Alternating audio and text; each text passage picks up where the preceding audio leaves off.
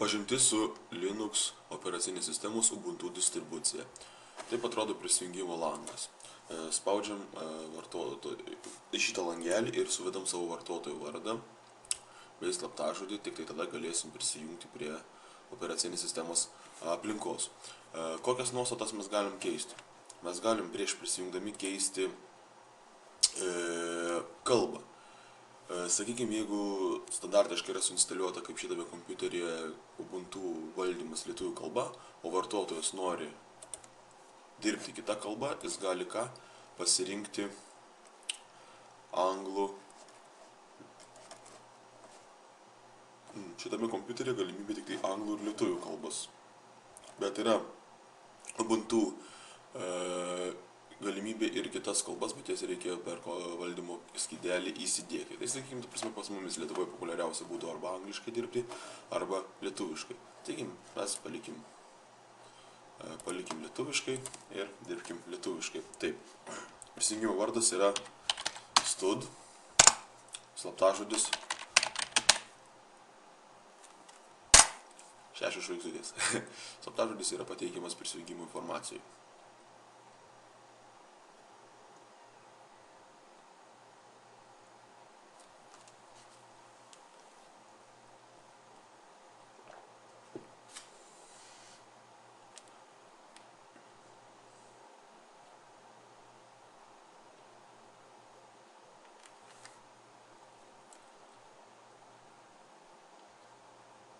Taip. Prisijungta prie operacinės sistemos aplinkos. Matom standartinį darbalaukį ir jo foną galima pakeisti. Taip kaip Windows operacinėje sistemoje spaudžiam dešinį pelės mygtuką ir pasirenkam komandą keisti darbastolio foną. Ubuntu yra labai panašus į Windows operacinę sistemą ir valdymas labai panašus, todėl tikrai yra nesudėtinga pamėginti ir pereiti prie atviro kodo Linux operacinės sistemas. Spaudžiam. Čia galim išsirinkti iš standartinių jo siūlomų išvaizdos, jo siūlomų ekrano tapetų. Arba galim spausti pridėti. Ir iš, tarkim, mano paveikslėliai susirandam kokį nors tokį paveikslėlį arba tokį paveikslėlį, tas, kas yra išsaugota. Ir spaudžiam atverti.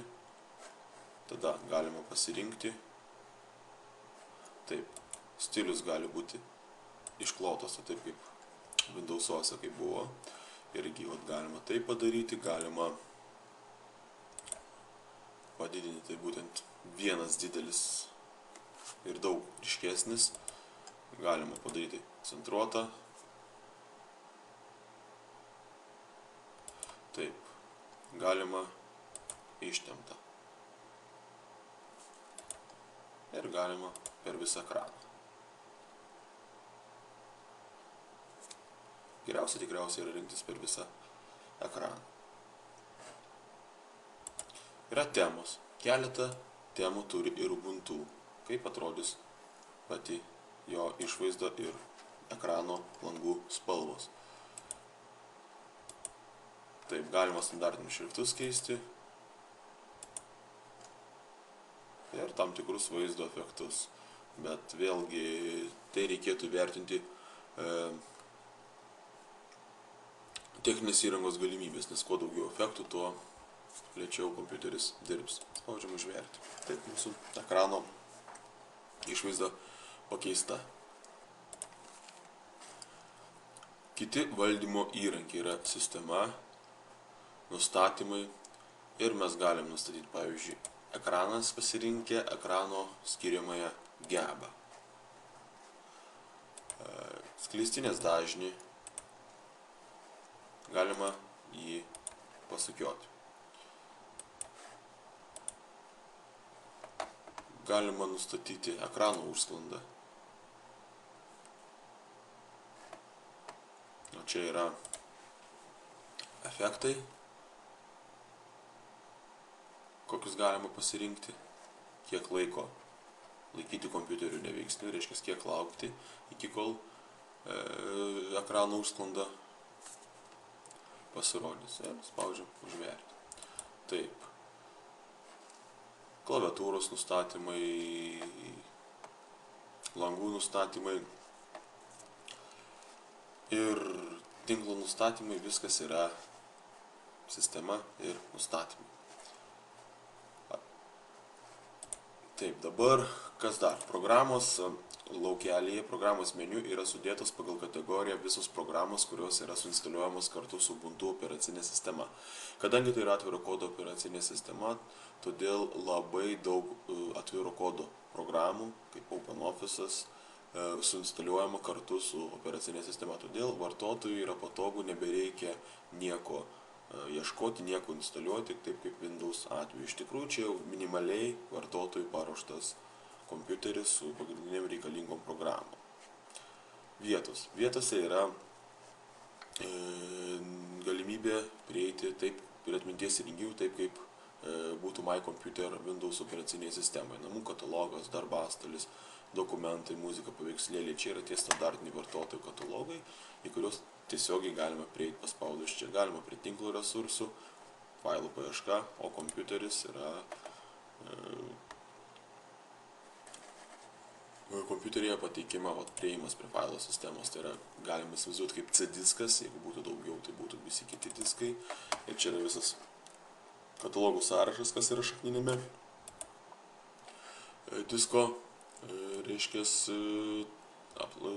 katalogė. Čia yra kompaktinio disko įrenginys.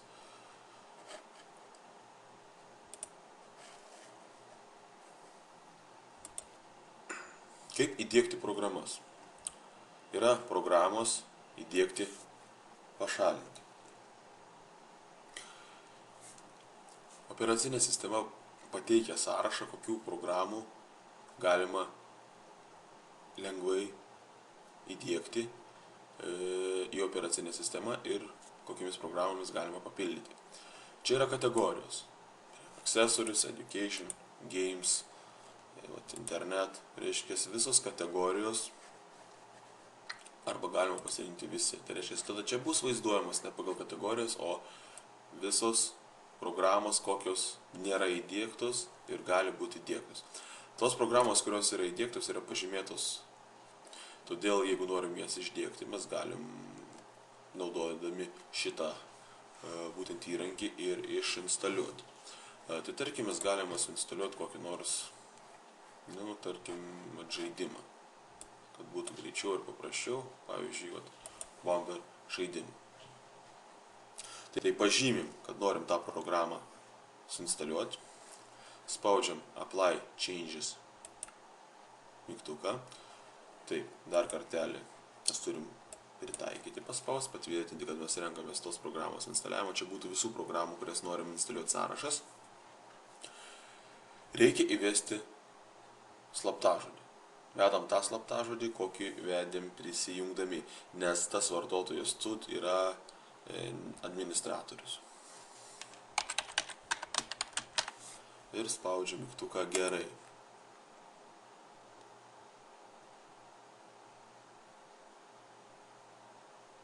Ir palaukiam, operacinė sistema susisieks su internetu. Per internetą su gamintojo puslapiu parsisiųs visas reikalingas bylas ir kokius tik tai reikia dar papildomus paketus.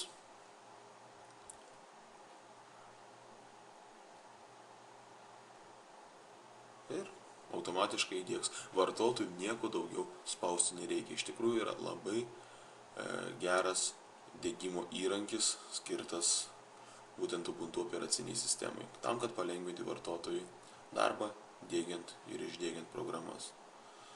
Taip dabar vyksta pats diegimas.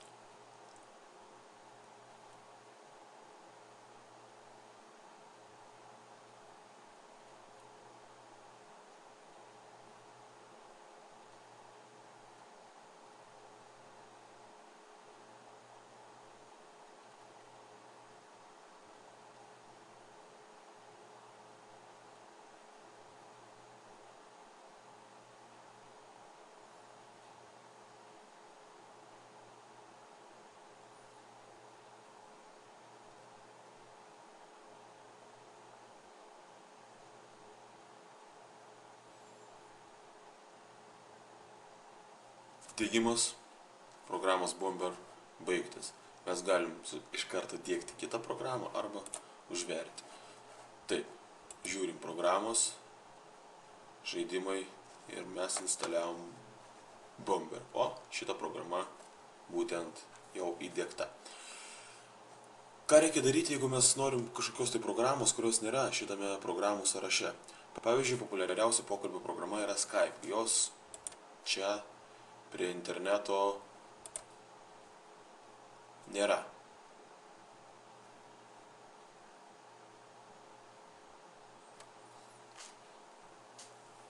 Prie interneto kategorijoje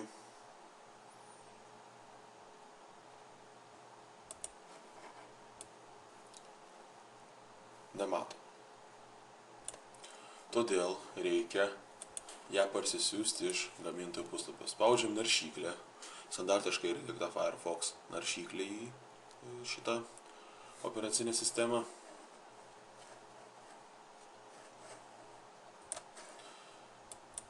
Taip, einam į Skype.com.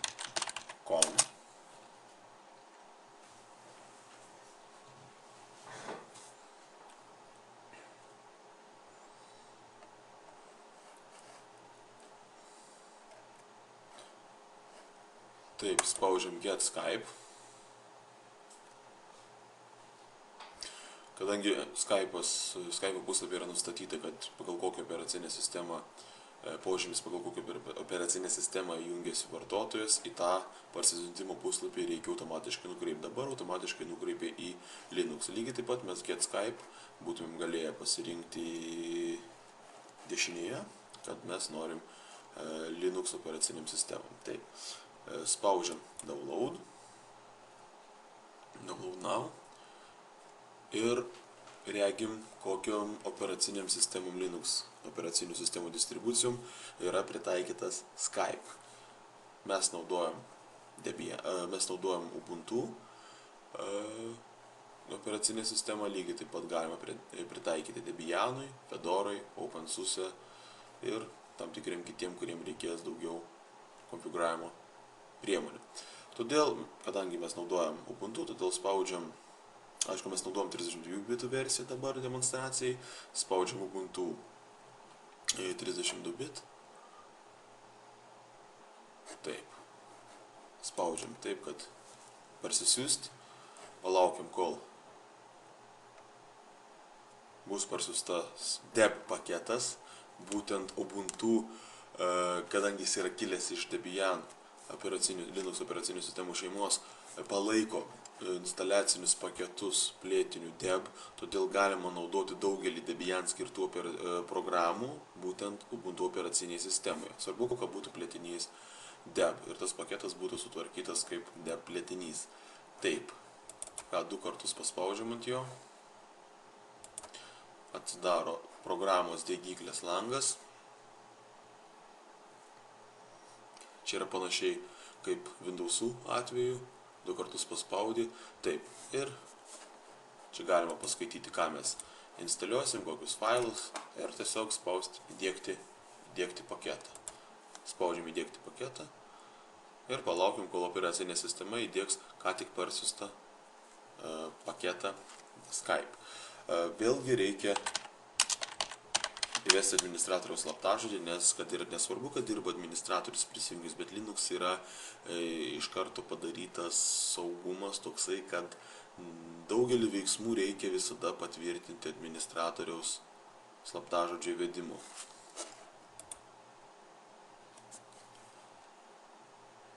Taip ir diegimo procesas pradedamas.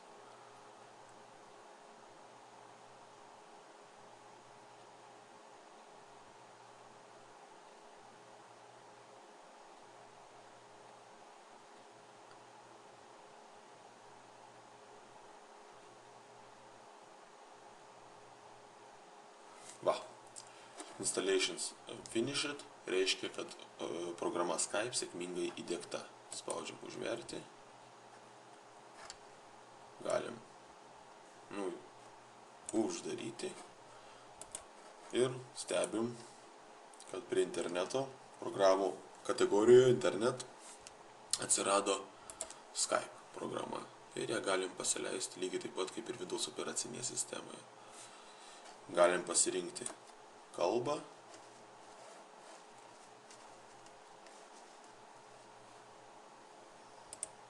Taip, ir spaudžiam, kad sutinkama su vartojimo sąlygom.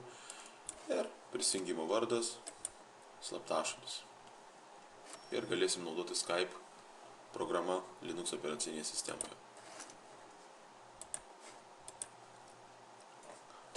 Tarkim, darbalaukyje norim sukurti katalogą. Spaudžiam dešinį pelės mygtuką ir pasirinkam komandą sukurti aplanką. Pavadinimas. Tarkim, Donato ir spaudžiam Enter. Kaip sukurti tekstinę bylą? Paprastą tekstinę bylą kaip paprasto teksto redaktoriaus. Spaudžiam dešinį pelės mygtuką, sukurti dokumentą ir tuščias failas. Vėlgi pavadinimas tekstas txt. 2 kartus paspaudžiam kairiuoju pelės mygtuku, taip kaip Windows operacinėje sistemoje, ir yra standartinis redaktorius, teksto redaktorius Linux operacinės sistemos, ir galim rinkti tekstą. Laba diena, tekstų redaktorius Ubuntu Linux operacinė sistema. Taip. Ir spaudžiam išsaugoti. Taip, turim tekstinę bylą. Kopijavimas, perkėlimas galimas taip pat kaip ir Windows operacinėje sistemoje. Spaudžiam dešinį pelės mygtuką ant tos bylos ar katalogo, kurį norim nukopijuoti arba perkelti, ir renkamės iškirpti arba kopijuoti. Iškirpti, įeinam į tą katalogą, į kurį norim perkelti, spaudžiam dešinį mygtuką, įdėti.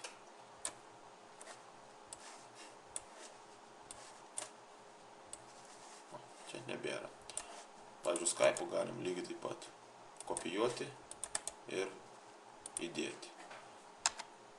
Skype'as atsirado. Iškėlimo atveju nebėra, kopijavimo atveju yra ir čia, abiejose kataloguose. Kaip pervadinti bylą arba katalogą? Spaudžiam dešinį pelės mygtuką ir pasirinkom komandą pervadinti. Skype install. Taip. Dabar turim pavadinimą Skype install. Kaip sukurti archyvą? Ant tos bylos arba tų bylų pasižymėjus Ctrl, taip kaip ir Windows operacinėje sistemoje, spaudžiam dešinį pelės mygtuką ir yra komanda sukurti archyvą. Čia rašomas archyvo pavadinimas.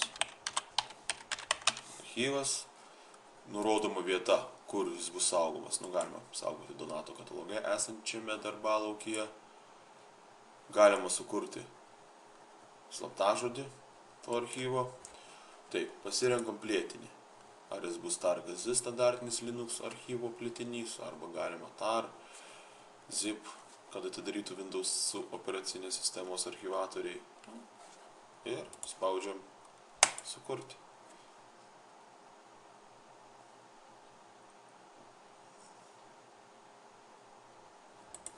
Archyvas sukurtas.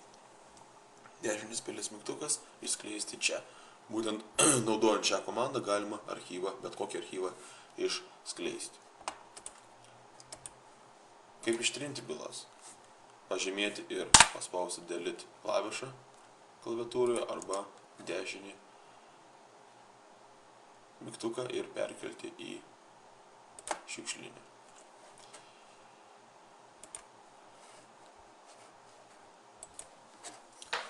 Taip, čia yra, kaip ir Windows operacinėje sistemoje, užduočių juosta.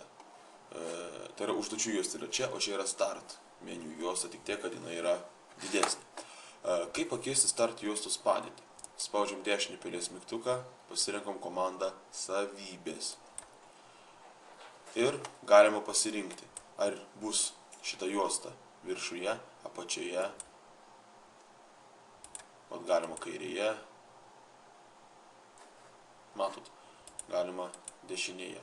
Galima keisti jos dydį. O, dabar jinai bus didesnė. Tai padarom apačioje, kad būtų įprasta kaip Windows operacinėje sistemoje. Taip ir spaudžiam užverti. Dabar viskas labai paprasta, taip kaip Windows operacinėje sistemoje.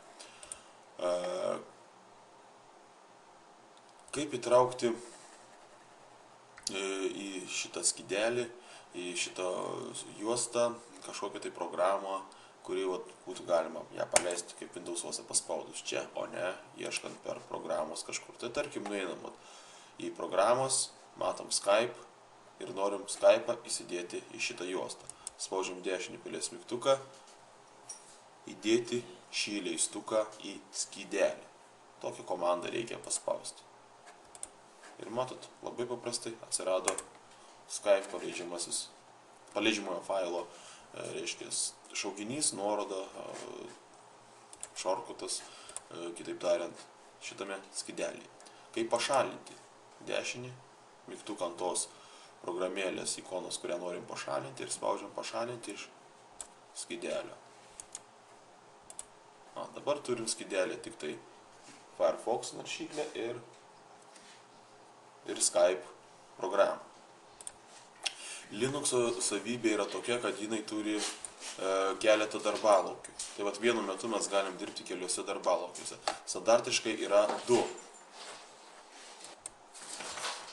Kaip juos pakeisti? Kaip jų skaičių pakeisti? Spaudžiam dešinį pelės mygtuką, ant kurio nors iš šitų skydelių arba darbalaukių, darbo vietų, spaudžiam nustatymai ir darbalaukių nustatymai. Matot, galima juos parinkti kiek tik norim, tarkim 4 ir galima tarkim išdėstyti 2 eilėm.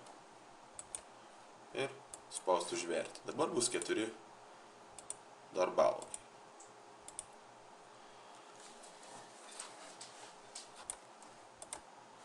Kaip išjungti kompiuterį? Baigus darbą reikia išjungti kompiuterį.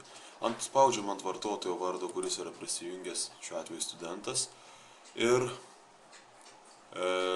naudojam komandą shutdown kompiuterio išjungimui, komandą restart kompiuterio perjungimui, logout vartotojui išsiregistruoti iš šios sistemos, o hibernate sistemą pristabdyti. Taigi, kompiuterio išjungimui spaudžiam komandą shutdown. Ir patvirtinam shutdown arba, kitaip tariant, jeigu mes nepatvirtinsim, tada tik po 50, reiškia po minutės bus kompiuteris išjungiamas, lygiai taip pat ir perkraunamas, atsijungiamas ar sustabdomas.